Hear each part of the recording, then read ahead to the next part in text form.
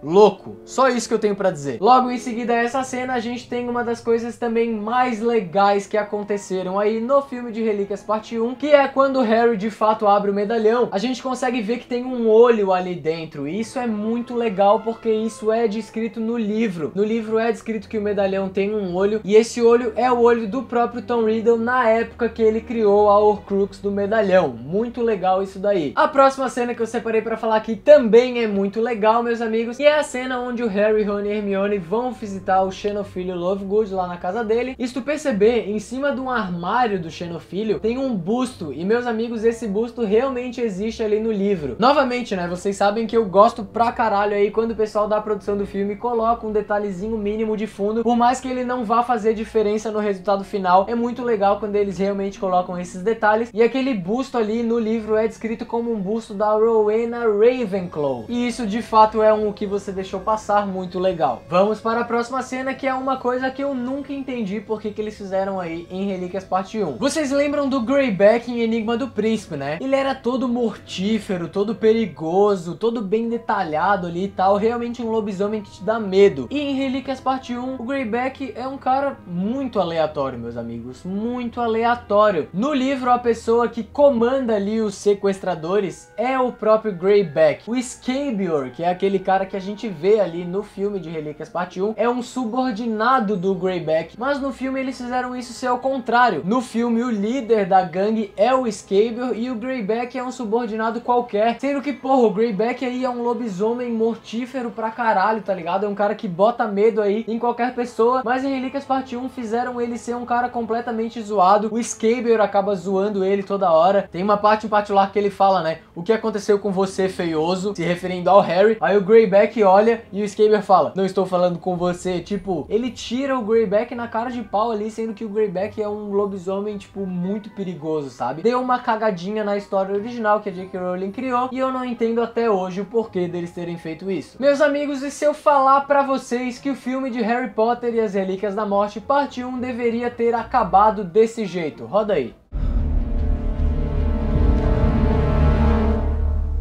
Chame o Draco.